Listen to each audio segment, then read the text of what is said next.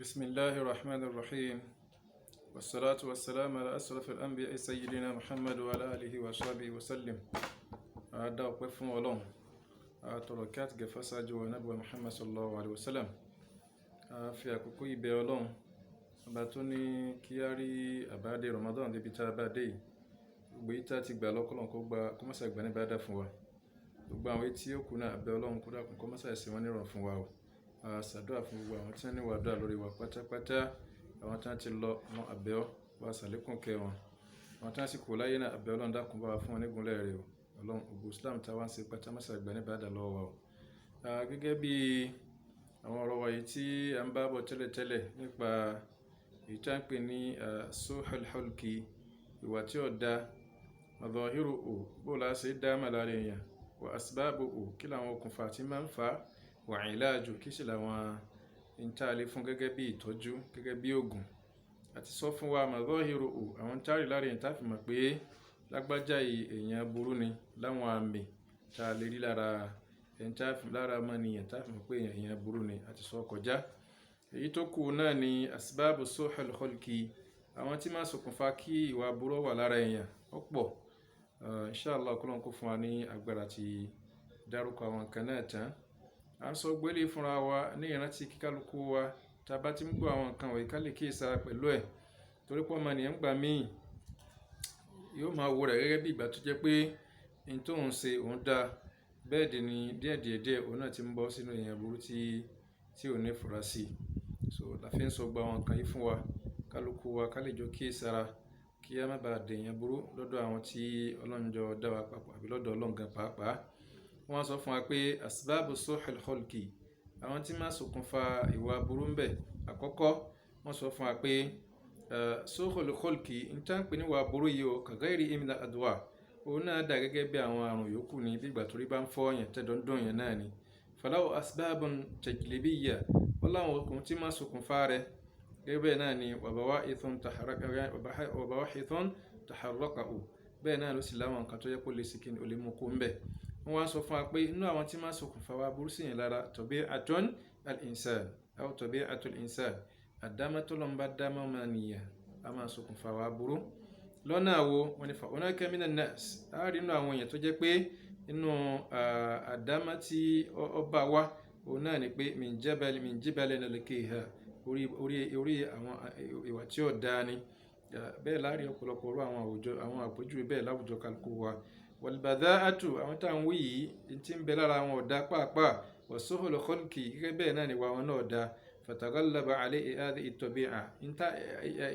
àdámọ́ yìí lọ́wọ́ àjogún náà ló ti kọ́fà ọ̀pọ̀lọpọ̀ nǹkan tí ń bẹ lára wọn. Wa ta'athara fi gẹ́gẹ́ bẹ́ẹ̀ náà ní lórí pa lára wọn. Wa tawajjaha ila al-masawi al-akhlaq, náà ni ó sì máa darú àwọn èèyàn bẹ́ẹ̀ lọ síbi àwọn tí wọ́n pè ní ìwà àbúrú. Wa tasrifu an mahsiniha, yóò sì máa gbé kó gbogbo àwọn nǹkan tí tó bá dà. Àdámọ́ yìí ó máa ń ṣokùnfà tí wọ́n pè ní ìwà àbúrú sí yẹn lára. Àfi ń bẹ lọ́nkọ́lọ́nkọ́ kọ́kọ́ jọ kọ́ bá wa gbogbo àwọn nǹkan tó bá kùdìẹ̀ lára wa kọ́lọ́nkọ́ bá wa tún ṣe. Ẹlẹ́ẹ̀kejì su'u tarbiyati al-manziliyya, òun náà ni ẹ̀kọ́ ọbú láti ilé. So tí wọ́n bá ti lẹ́kọ̀ọ́ láti ilé, ọkọ̀ yẹ pé tí ń kọjá láti inú ilé àwọn wa burú ni, tó bá ti dé ta yóò máa lápá lára rẹ̀. Fatarbiyatul manziliyya, wọ́n ní ẹ̀kọ́ ilé lahu dawrun adhim, ó ní orípa tó tóbi gan o fi tawji'il awladi, níbi máa tọ́ àwọn ọmọ sọ́nà salbiyan, bóyá ní ọ̀nà tí ó dáa ni aw jahbiyan tàbọ́nà èyí tó ṣe kíni àbọ́nà èyí tó dáa. Torí pé falbaytu ń tán pè nínú ilé wal madrasatul awla lil awla, ó ń gángan nílé ẹ̀kọ́ fáwọn ọmọ kéékèèké. والولد انت لما قبل ان تربيه المدرسه كلي كوتو كوليكو والمجتمع التوجه ونيو يربيه البيت والاسره، انت كوليكو نينو لي اتكنيو ات فاميلي رẹ. So tabati wa rí pé torí pé pa pé والولد انت لما مدين لوالديه, gbèsè lọ́lọ́run fi wọ́n ṣe lọ́dọ̀ àwọn òbí rẹ̀. fi suluki nípa àwa rẹ̀ almustaqim, àwọn ni wọ́n tọ́ sójú ọ̀nà ìtọ́tọ́. Kama ana liwalidayhi mas'ulan, bó ti jẹ́ pé àwọn tí ń pẹ̀lú méjèèjì náà wọ́n ní responsibility ètò ga an fasadi yìí bí kọ́ mọ́ bàjẹ́ wà ní ẹ̀rọ fìtàkùn tí ẹ̀ kú lójú ọ̀nà Ọlọ́run. Lọ́jà náà Muhammad sọ fún wa pé gbogbo bímọ pátá láyé ojú ọ̀nà Islam ni a máa bímọ lé lórí. Àwọn òbí ní máa ṣokùnfà kọ́mọ́ dìdàkudà ló fi ní bisababi abawayhi yahudiyanihi aw yunasranihi aw yumajjisanihi àwọn òbí méjèèjì tó bá bá lọ́wọ́ náà lọ́wọ́ ni ó máa àfọmọ́ tó lọ́n bá fi ṣàánú ẹ̀ lókù. So ló fi jẹ́ wípé ẹ̀kọ́ ilé ó lórí pa púpọ̀ lára ọmọ tó ń bá ti wá kọ́ tí ọ̀dà jáde láti ilé iná ni ó bá ọmọ náà di kíni o ni ó bá dé ta.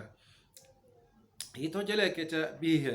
òun náà lágbègbè wal mujtama'i àti kíni o al mujtama'u àtàwùjọ tó má bá ń gbé òun náà lórí pa tó pọ̀. فالآذين أمرين ولا إن كم يجي تعداكو أهمية كبرى في حسن الخلق وسوءه واني أوري باتوكبو نبكي وين يودا بكي وين يبرو فإذا نشأ المرء في بيئة صالحة ثم النية بعد بسوكي لو تددا من بيئة طيبة ننولي تداو ومدرسة تعني بالدين الطلاب وأخلاقهم نبدأ كل يكو انتو كما جنبي كيلو ما كيلو ما جسي ما kí sinú máa já àwọn wa rẹ̀. So ayílé ni wọ́n máa sọ̀pọ̀lọpọ̀ ìtọ́pọ̀ wọn wá ní wa kana fi mujtama'i wọ́n ní tashi'u fihi al-fadila wa ma'asin al-akhlaqi. àwùjọ tá à ń sọ náà yóò máa gbìn sára ọmọ àwọn àwà tó dáa àwọn àṣìṣe tó dáa. nabtun khayru manbatin nígbà tó jẹ́ pé ọmọ bá dáa láyé tó sì kíni o láti tó ti dáa wá. wọ́n ní èyí jẹ́ ẹlẹ́ẹ̀kẹta lọ́jọ́ lọ́wọ́ sọ́nà al-Qur'an pé wal baladun tayyib ìlú tó dáa o yakhruju nabatu bi idni rabbihi ìyọ̀ǹda ọlọ́run ní tí ó bá máa jáde ńbẹ̀ yóò fi máa jáde. walladhi khabutha èyí tí ó da la yakhruju illa naqida ọ̀nà kò ní àkà tí ó mú jáde kọjá kíni o kọjá tí ó da. ìwà Nábì wa Nuh alayhi salatu wassalam ń gbó fi ẹgbẹ̀rún ó dín 50 tó fi jíṣẹ́ fáwọn èèyàn tí wọ́n gbà ẹ̀wọ̀n tó padà sọ fún wọn. ó ní la tadhar ala al-ardi min al-kafirina dayyara èrè ọlọ́run má ṣe kankan náà kèfèrí kú pàápàá sórí ilẹ̀ torí pé o innaka in tadharhum tó bá ṣẹ́ wọn kù wala yaliddu illa fajiran kaffara. innaka in tadharhum tó bá fi wọ́n lẹ̀ yudillu ibadaka àwọn tí wọ́n tún jẹ́rú sìn rí ọlọ́run tí wọ́n ti gbà látara mi wọ́n sọ wọ́n nù wala yaliddu illa fajiran kaffara kò sọmọdé kánú bọ́n pàápàá tìlẹ̀ kọ́mọ wọn ò ní kankan tó jẹ́ nǹkan rí tí wọ́n fẹ́ wọ́fà pàápàá tìlẹ̀ kọ́mọ ní tí wọ́n pè ní kíni àwùjọ àrántí má bí sára ọmọ òun náà nìyẹn. ìtọ́jẹ́lẹ̀ kẹrin adh-dhulmu òun làbùsí àbùsí falidhulmu wọn ni tẹ́ ń pè lábùsí o yahmilu sahibahu ala wadi'i shay'in fi ghayri mawdi'ihi ní tí ó sì ní pé yóò gbólówó rẹ̀ láti máa gbé nǹkan síbi tí ó yẹ kó gbé sí. fayaghdabu fi mawdi'i ridha ibi ó bá ti yẹ kó yọnu yóò máa bínú bẹ̀ wa yarda fi mawdi'i al-ghadab ibi ó bá ti yẹ kó bínú yóò yọnu bẹ̀ wa yaj'al fi mawdi'i al-anat ibi ó bá ti yẹ kó ṣe sùúrù àìmọ̀kan ni ó máa sí ń bẹ̀ ويبخل في موضع البذل يبي بات يكون أو نيوسي ويبذل في موضع البخل يبي تبات في يبي كوكو ساون يوم أننا قامبه يبي بات يكون لا تمرا يوم أتاكي ملوني يبي بات يكون تجبواجو باتا يوسي ديوسي جديبا so bọ́rọ̀ nǹkan pè lábòsí ọ̀nà tí ó máa tọ́ olówó rẹ̀ sí òun náà nìyẹn. èyí tó jẹ́lẹ̀ ìkarùn-ún ash-shahwa òun náà ni tí wọ́n pè ní gbádùn. wọ́n ní fàíyá tahammul al-harsi bí gbàdúrà bá ti pọ̀ yìí máa jẹ́ kókó ojú kòkòrò yẹn náà kọ́ pọ̀ a máa já àwọn èèyàn pọ̀ wà á dá mẹ́lẹ̀ àìfà èèyàn tí ẹ̀ wá ní tí ẹ̀ pè ní kò ní tí ẹ̀ pè ní korídúró pàápàá tìlẹ̀ kọ́ máa sùúrù ní sí fún irú ẹ̀ ní dọ̀pọ̀lọpọ̀ àwọn ọmọ aláàmú lákòókò tá a wà tí ń dọ̀pọ̀lọpọ̀ àwọn tá a jọ́dọ̀ lásìkò tá a ní tí lágbájá ní èmi náà gbọ́dọ̀ ni bẹ́ẹ̀ sì ni tọ́lọ́ máa ń mà kọ́ fún kálukú wa ọ̀tọ̀ọ̀tọ̀ òun náà ni ntọ́lọ́nkọ fún kálukú wa bí gbádùn bá ti lè pọ̀ àdánwò ní fọlọ́wọ́ rẹ o àwọn tí wọ́n máa dá kalẹ̀ fún òun náà nìyẹn. ètò jẹ́lẹ̀ kẹfà al-ghadab òun náà nínú bíbí àwọn àgbàlagbà wọn ò ní ìbínú ọmọ pé olówó wọn ò lẹ́sẹ̀ ńlẹ̀ wọn ni fahuwa yahmilu al-kibr bí n bá ti ń bínú bá ti lè máa bínú ju ìbínú wọn máa gbé lọ síbi kọ́ máa ṣe mótómótó wal-haqdi kọ́ máa pẹ̀gàn wal-hasad kọ́ máa ṣe kéta wal-udwan kọ́ máa sọ̀tá was-safaha kó sì máa hùwà ẹ̀gọ́. وهذه الأوصاف gbogbo tá a kà ní tunafi ma husnul khulqi náà ni tí ìbọn tí wà tó bá dábẹ́ láwọn èèyàn yóò gbogbo ẹni ò ní sí pàápàá tí yóò máa kọ́ dé wọn. torí náà ń kọ́ al-ghadab àwọn tí máa tó náà máa sọ̀rọ̀ fún àtẹ́pẹ́ ní wà burú sí yẹn bíbá lè bínú pọ̀ jù. ètò jẹ́lẹ̀ kejì al-jahlu òun la ìmọ̀kan wọn ni fal-jahlu ní táìmù pàǹpẹ́lẹ́ ìmọ̀kan yuridu sahibahu al-mahali tó máa sì ní pé gbogbo ẹ̀ bá ti dúró ẹ̀ máa sún lọ bí parun ni wa yanza'u bihi shururu al-balaya gbogbo tí ẹ bá ti ń pè ní al-shururu ìkan tí ó da al-balaya àtàwọn àdáwò iná ni wọ́n máa wá fúlówó rẹ̀ wal-ja'lu àdówó li nafsihi intensi ń pèlè mọ̀ jáhìlù aláìmọ̀kan ọ̀tá ẹ̀mí ara rẹ̀ lọ́jẹ́ yas àfihàn mari à torí pé tí wọ́n máa ṣe ni pé gbogbo tó bá ti fọwọ́ rẹ̀ sí ọ́ dànù ni mìíràn ètò la yáṣọ nígbà tó ń gbọ́ òsì kíni o tí ò ní ma àfìgbà wáyé náà tó bá dànù tán lójú rẹ̀ tó wálẹ̀ èyí tó wá jẹ́lẹ̀ kejì alwilaya ó ní kí wọ́n fọyín sọ̀gá àdánwò tó lágbára ni o ànábì ó ti kìlọ̀ fún wa ó ti sàsọtẹ́lẹ̀ fún wa ó ní la tas'al imara kéèyàn má máa béèrè fún tí wọ́n ń pèlè lórí torí pé o tí wọ́n bá fún yàn wò kẹ́lìtà wọ́n dá yàn dá ṣùgbọ́n tí èèyàn bá béèrè tí wọ́n bá fún yàn wọ́n ń tà wọ́n ràn yàn lọ́wọ́ kéèyàn wá máa béèrè fún pé olórí àdánwò ni o kódà tí wọ́n bá fi yàn jẹ́ gbogbo gbàdégbọ̀n máa bẹ lọ́hùn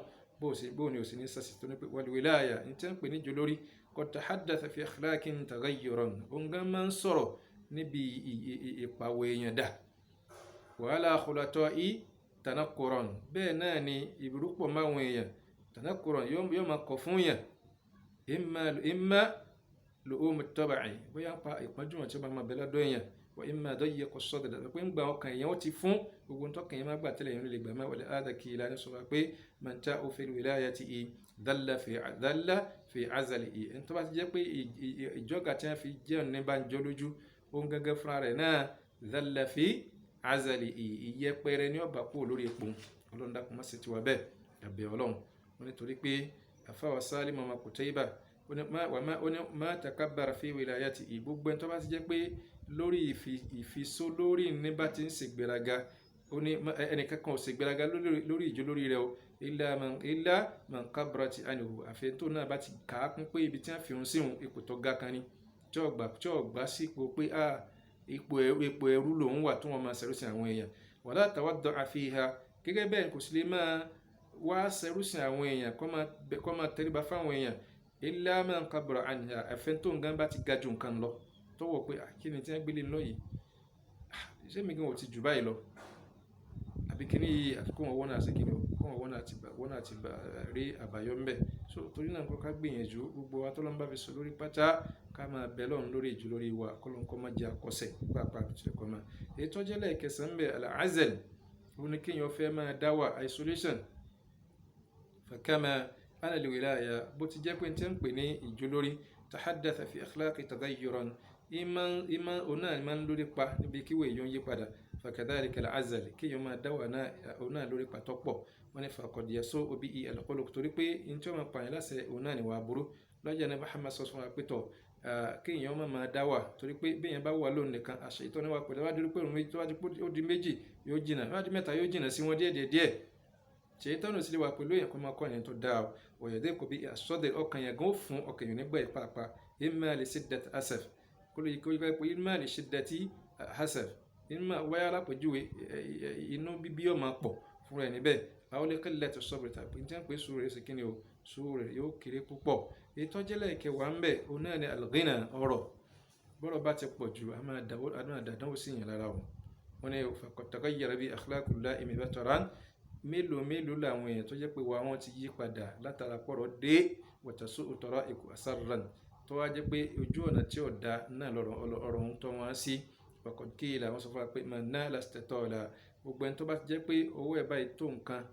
yóò ṣègbéraga lọ́jọ́ kankan náà wà fọ́ sọ fún wa pé fa in kunta ta'lu inda nafsika bi ghina tó bá jẹ́ pé o ìwọ gangan fúnra rẹ̀ òun rọra ara rẹ̀ òun wúra rẹ̀ lẹ́ni tó ti lọ́rọ̀ lọ́wọ́ ẹni tó ti ga fa inni sayu'lini alayka ghina nafsi èmi fúnra ara mi ò máa sì wà á rọrọ̀ látọ̀dọ̀ àbí kúrò lọ́dọ̀ rẹ̀ nípa tí wọ́n pè lọ́rọ̀ kí ni ọ̀rọ̀ ẹ̀mí sọ̀rọ̀ ńkọ́ tọ́rọ̀ bá ẹ̀mà Yorùbá fi máa ń pòwe pé ẹni tí ò tí ì lówó lọ́wọ́ ìwà oníwà ní ń wù wó bá ti dọ́wọ́ ẹ̀ tán ńbẹ̀ láti mọ̀ wá tiẹ̀ náà abẹ́lọ́hún ọ̀rọ̀ ṣùgbọ́n abẹ́lọ́hún kó wá yí wa padà kó lójú ọ̀nà bí táwa tójú ọ̀nà bí tọ́ dáa kó wá sọ wá dé èèyàn burú tọ́rọ̀ bá ti pọ̀ a máa sọ èèyàn burú o ìtọ́jẹ́lẹ̀ kọkànlá àṣàrọ̀ oníkéèyàn fẹ́ hàn wà bá òde sọ iye tí kó sì fẹ́ gbajúmọ̀ láwùjọ bẹ́ẹ̀ bá ti ń wo rẹ̀ pé èmi mo fẹ́ hàn àwọn Yorùbá wọ́n lẹ́ni tọ́lọ́wọ́n ọba fi hàn tí ń fi rẹ̀ hàn àbùkù ní ọ̀padà kan rú ẹni bẹ́ẹ̀ fa hunaka man idha dha'at sha'ratahu gbogbo ẹni tó bá ti jẹ́ pé ìhàn rẹ̀ ó ti hàn sáyé wà gbọ́dọ̀ sọ yìí ta o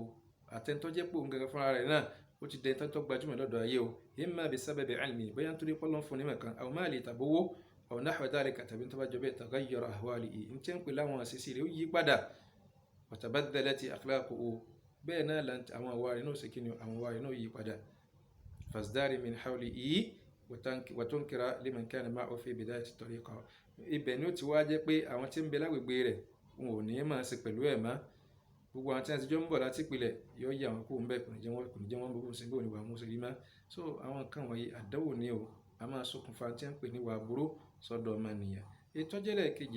ẹlẹ́ẹ̀kejìlá òun náà ni kathratul humum kí ìbànújẹ́ ọ̀pọ̀ ńlá Ànábì sọ fún wa ká máa bẹ lọ́hùn ká máa forúkọ Ọlọ́run ọba wa sọ nípa tí wọ́n ń pè ní ìbànújẹ́ àwọn tí wọ́n máa ń ṣèwádìí wọ́n bá wa ṣèwádìí wọ́n ní gbogbo tí Ànábì sọ máa ń forúkọ Ọlọ́run ọba wa sọ lé lórí ọjọ́ 37 àbí 34 ìkànnú ẹ̀ ní ìbànújẹ́ torí pé wọ́n ní o ìtàn pè ní ìbànújẹ́ yìí o tó de èlò lób ọ̀pọ̀lọpọ̀ nǹkan ní máa ń mú kó lára èèyàn wọ́tàṣkì qalbi a sì máa jọ́ kan kọ́kọ́ kàárẹ̀ fala tattabi al-ihtimal tó jẹ́ pé kò ní jẹ́ kọ́kùn tí ẹ̀rọ ń lọ bí nǹkan mímọ́ pàápàá tilẹ̀ kọ́ máa wọ́n ní o wala taqu ala sabri ìkódà kò ní jọ ní àtẹ̀mára rẹ̀ ó jọ kò ní jọ lágbára máa pàápàá tilẹ̀ kọ́ máa wọ́n wà qad qila alhammu qasammu lọ́jọ́ káwọn afá àkọsọ fún wa pé n tán pè ní ìbànújẹ́ ó dà gẹ́gẹ́ bí ìwọ ni kọ́lọ̀ kó kí ìsẹ́ ń bẹ̀. ìtọ́jẹ́lẹ̀ kẹtàlá al-amrad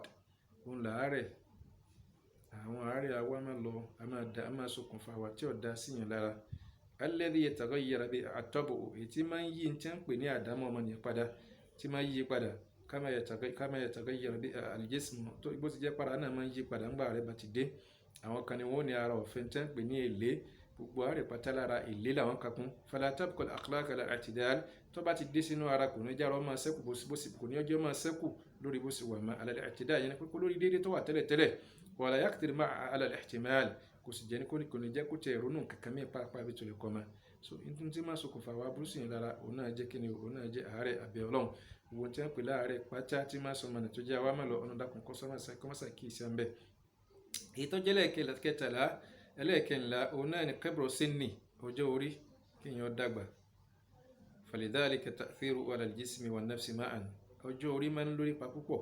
lórí ẹ̀mí àti lórí ara fakama yad'afu al-jasadi bí ṣe máa ń sọ ara dọ̀lẹ́ an ihtimali ma kana yutiqu min al-athqal ní tó jẹ́ pé máa ń lágbára sí tẹ́lẹ̀tẹ́lẹ̀ tí ò ní lè ṣe má fakadhalika ta'jizu an-nafsi an athqali ma kanat tasbiru alayhi min mukhalafati al-hawa bẹ́ẹ̀ náà ni máa ń sọ ẹ̀mí di ọ̀lẹ nípa àwọn tó lè ṣe tẹ́lẹ̀ nítorí láti mọ́ra rẹ̀ pátẹ́ kò ní jọ fẹ́ ní gbogbo àwọn nǹkan má was-sabr ala al-adha gẹ́gẹ́ bẹ́ẹ̀ náà ni máa láti mọ́ra rẹ̀ pátẹ́ pé ń sùdà kò ní jọ lè ṣe má pàápàá àbí tẹ̀lé kọ́ ma ìtọ́jẹ́lẹ̀ kẹẹ̀ẹ́dógún òun náà ni dayyikul atan òun náà lè ń tẹ̀mí rẹ̀ ẹ̀mí funfun kẹ́mi èèyàn máa gbá yìí pàápàá àbí tẹ̀lé kọ́ ma kẹ́mi èèyàn ó fún a máa jọ náà a máa sọ̀yìn dóńyẹ òun wà àbúrò fa hunaka minan nas ọ̀n bẹ́ẹ̀ nù àwọn èèyàn man huwa dayyikul atan ẹni tó yẹ pé ẹ̀mí ẹ̀ fún la yuridu min ahadin an yukhti kò tí ẹ̀ gbà kò ní gbà pé nìkan tí ẹ̀ lè ṣàṣìṣe pàápàá àbí tẹ̀lé kọ́ ma gbogbo yẹn pátá lọ́gbọ̀dọ̀ máa ṣe lọ́dọ̀ tiẹ̀ wala yahtamilu adna isa'ati aw khata'in kò ní lérò pé bóyá ó ń tẹ́ntẹ́ ń pè láti ṣe lè wá àbàbí ń tẹ́ ń pè lá aburú ṣe lè wá wọ́n ní fatajid anna nafsa tadiyiq inda adna zallati aw haqwat ẹwà rẹ̀ mi irú ẹni bẹ́ẹ̀ ó fún tó bá ti rí nǹkan kékeré báyìí yóò fẹ́ kọ́ náà ni kò tẹ̀ ní láti ẹ̀mí pàápàá bí ti lè kọ́ ma àwọn kan ní máa ń sọ̀yìn di èèyàn àbúrò ìtọ́jẹ́lẹ̀ kẹrìndínlógún number 16 al-ghafla oníkéèyàn ya fọ́nú fọ́ra àna àyọ́bì nafsi nípa àwọn aláìfi tí bá ń bẹ fún ẹ̀mí aláìfi tí ń bẹ fún ẹ̀mí kéèyàn ya fọ́nú fọ́ra ń pa rẹ̀ bí èèyàn bá ti ń rí láìfi ẹlòmíì tí ò rí láìfi ara rẹ̀ àdánwò ti dé o yóò sọ̀rọ̀ ẹni bẹ́ẹ̀ dánwò àbúrò yóò sì máa ṣègbéraga wọ́n ní fa kathiran ma nagfalu an uyubil anfusina ọ̀pọ̀lọpọ̀ wa láti gbàgbé tí ń pè ní láìfi ara wa o wa nata'ammi ala ma'ayina wa naqa'isina ètò wa kan wájú òní pé àwọn ibo gan la wa ti pàtàkì jù ibo la ti pàtàkì jù bẹ́ẹ̀ sì ni tó jẹ wá ni pé káwa gangan fo ńbo la ti ń ṣe àìtó ńbo la ti ń ṣàṣejù káwa gan kì í sara o wa qalilan ma tafqad ahwalina díẹ̀ nù wa lẹ́rìí tó yẹ pé yóò máa wò pé eléyìí kò yẹ wọn eléyìí kò yẹ wọn ọ̀nà tó fi mọ̀ wá ti ní kálá fi yìí náà káwa gan sí táwa ní máa wo àwọn ibi tí kùdìẹ̀kùdìẹ̀ kù láàrin wa wọ́n ní so bí ìròyìn bá ti wà fọ́mọnìyàn òun náà a máa ṣokùnfà ní tí wọ́n pè ní wà burú fún òyìn o ètò jẹ́ àfáwà Al-Mawardi ó ní hadhibu ayyuha al-insanu nafsaka kọ́ ẹ̀mí ẹ lẹ́kọ̀ọ́ bí iftikari uyubika láti lè máa ronú pa àwọn tó bá jẹ́ láìfí rẹ̀ fa inna man lam yakun lahu min nafsihi wa'idan gbogbo ẹni tó bá ti jẹ́ pé òun fúnra ara rẹ̀ gan ẹ̀mí rẹ̀ máa ṣe wáàsí fún pa lam tanfa'uhu al-mawa'idh kò sí wáàsí kan tí a lè ṣe fún rẹ̀ níbẹ̀ tí ó ṣàǹfààní fún lẹ́nu tó ń gangan ẹ̀mí ara rẹ̀ bá ṣe wáàsí fún pápá tìrẹ̀kọ́ mọ́ àwọn tí ń bẹ́ẹ̀ bí kéèyàn gbàgbé ẹ̀mí ẹ̀kọ́ gbàgbé pé àwọn àṣìṣe kan tí ń bẹ lọ́dọ̀ tòun náà nìyẹn ètò jẹ́ ẹlẹ́ẹ̀kẹtàdínlógún òun náà ni al-ya'su min islahi nafsi kéèyàn jákàmù náà ń bi pé ẹ̀mí ẹ̀hún tiẹ̀ lè látúnṣe bóyá lápèjúwe ẹni tó ti rí pé òun sáwọn kan tí ò dá kó wá ti wá jẹ́ kan pé bóun ṣe bá tòun dọ̀hún lélẹ̀ kò yẹ orí bẹ́ẹ̀ pàápàá bó tilẹ̀ kọ́ ma ó ló ń bá ní kéèyàn ó rí èèyàn pè yàn sákèésì tó dáa jù kéèyàn ó sì gbà pé tó ọ̀dà kí n ṣàtúndà balabi tí wọ́n bá ti pè mí bẹ́ẹ̀ sì nígbà míì àwọn kan mi bẹ́ẹ̀ tó pé èèyàn máa forúkọ Ọlọ́run bá wá foríjìn lé lórí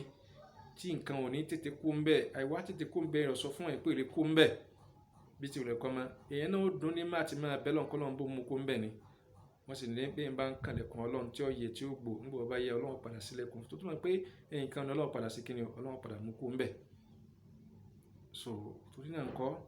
ìjà kan mọ̀ ná níbi pé àtúnṣe tiẹ̀ lè wá fún yàn a máa ṣokùnfà tí wọ́n pè ní ìwà àbúrú ètò jẹ́lẹ̀ kejìdínlógún nọ́mbà 18 dànù lè hẹ́mà òun náà ni kí n tẹ́ ń pè nígbè ìmìyànjú èèyàn ó kéré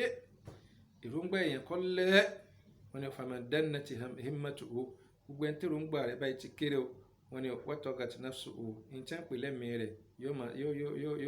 yóò máa sì kọjá la ittasafa bi kulli khalqin radhil gbogbo torí pé gbogbo tí wọ́n fi máa ròyìn ẹ̀mí ẹ̀ òun náà làwọn tí ó da tàbí ìwà rẹ̀ náà làwọn tí ó da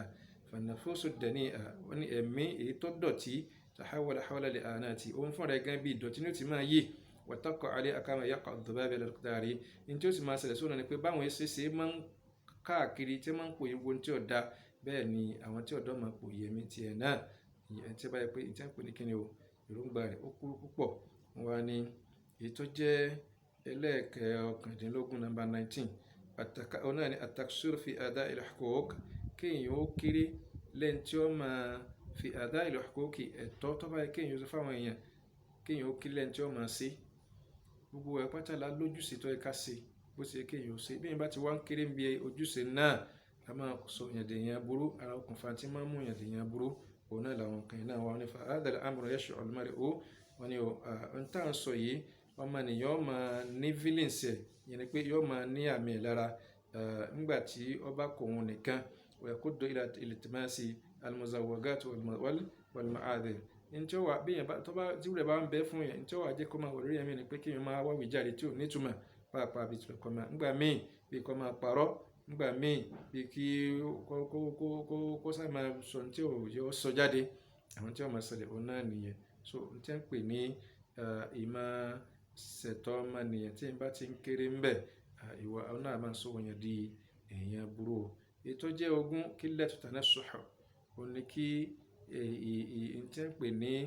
ìtanijí kó kéré wa tawassi bi husnil khulqi àti máa ṣe wá sí ọ ìmọ̀ ṣàṣọtẹ́lẹ̀ fún yìí nípa tó jẹ mọ́ ìwà tó dáa wọ́n ní fa hadha mimma yaquddu ila tamaddi bi su'il khulqi wa hilfihi àwọn tá à ń sọ yìí náà ara tí máa ń tìyàn lọ síbi ìtẹ́ ń pè ní ìwà tí ó da kí o sì máa nífẹ̀ẹ́ ìwà tí ó da náà nìyẹn wa tarku muhawalati iktisabi husnil khulqi wa tahalla biha yóò sì mú yàn máa gbé ìgbìyànjú lẹ̀ lórí pé ìtẹ́ tẹ́ pè ní ìwà tó da kí ẹ̀yin náà wọ́n àti máa gbìyànjú àti máa wò ó so àwọn tí bí wà sí ìbá ti kéré àti máa ṣe àsọtọ̀ ẹ̀ máa ṣe wà sí ìpàwọ̀ tó da náà bá ti kéré àwọn tí wọ́n máa ṣe fún ìhun náà lélẹ́yìí o ètò jẹ́ number 21 ìkọkànlélógún atakabbur an qabuli an-nasiha kí yóò máa ṣe gbéraga lórí pétọ̀ ní tí ń pè ní ìrántí kí yóò gbà pa àwọn kan ní àlè sìnàtí fún àwọn kan lè sìnàtí fún òun Ànábì Muhammad sọ fún wa pé ní tí ń pè ní àbọ̀rọ̀ àwọn afáàní pé ní tí ń pè ní ọgbọ́n ìmọ̀ ọgbọ́n àtòyé ti sọnù especially àgàgà jùlọ mùmínì n tá gbìyànjú ní pé gbogbo ọgbọ́n lọ́nba tí ní kọ́ wá tó á gbìyànjú àti wá ń bẹ́ á sì mú á sì lọ. Lọ́jọ́ kan wọ́n ní pòfẹ́sọ̀ kan wọ́n wa mọ́tò lọ táyà ẹ̀ jò nígbà táyà rẹ̀ jò gẹ́gẹ́ bá àwọn tí wọ́n máa ń sọ̀rọ̀ sí máa ń sọ nígbà táyà pòfẹ́sọ̀ táyà rẹ̀ jò kò rẹ̀ nìyàn lọ́wọ́ ó tú táyà nígbà tú táyà tán ó sì wá nítòsí ibi etí odò ó kó gbogbo bóòtù tó tú ó kó síbi orí bíríìjì ibi tí ń ṣiṣẹ́ lọ gbogbo bóòtù pátá gbogbo ẹ̀ dà sínú omi lọ́wọ́ àwọn gbogbo ló ṣe á fẹ́ ṣe yìí o bẹ́ẹ̀ sì ni táyà mẹ́ta kù lẹ́sẹ̀ mọ́tò ìwé kan wá ń lọ pé ó sì tú kan bí ó dè má bí eléyìí tó fi débi tó ń lọ ná ní ẹ̀ sọ fún wa pé